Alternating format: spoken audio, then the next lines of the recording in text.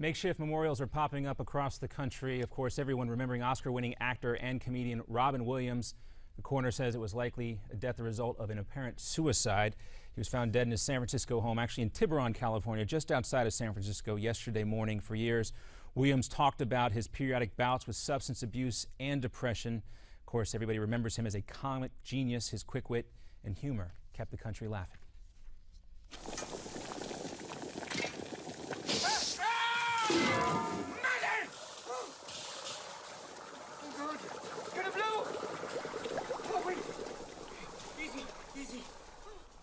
They're one of the most iconic roles Williams played. That's one of those things that Francesca talked about, where I remember laughing to Mrs. Doubtfire with my parents. Just so many great roles to talk about. This is just one of them. Williams also won an Oscar for his serious acting in the movie Good Will Hunting. Other movies included Dead Poets Society, Good Morning Vietnam, which we'll talk about a little bit more coming up, and The Fisher King. He's also known for playing an alien in that hit TV show Mork and Mindy. Robin Williams was 63 years old. Now for an update on the Missouri teen shot dead by the police. Officers in riot gear threw tear gas Monday night to control crowds angered by the shooting of an unarmed teenager shot and killed by a police officer. We don't want to, because Michael wouldn't have wanted no violence. He wouldn't have wanted none of that. None of it. None of it. He would want us to do it right. That's why we're doing it right. Amen. We're going to do it the right way. But we need justice for our son. According to police, protesters threw rocks at officers and gunfire came from the crowd. Roads were blocked off in the area where the looting and vandalism occurred the previous night. And Attorney General Eric Holder says the fatal shooting of an unarmed black teenager deserves a full review.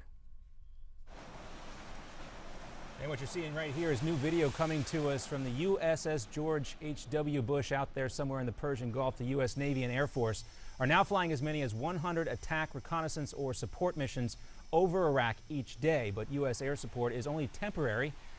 While on vacation in Martha's Vineyard, President Obama says Iraq needs to step up their own efforts. The only lasting solution is for Iraqis to come together and form an inclusive government.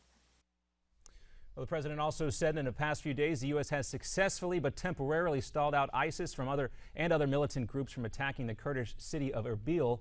The U.S. military is also now directly arming Kurdish fighters. Make sure you stay with us. Coming up in a couple minutes, we'll be joined live by Congressman Peter King on what the leadership change in the Iraqi government will mean for that nation and for ours. And you're looking here at the largest reservoir in the country, the Colorado River. 14 years of drought turned the lake into desert.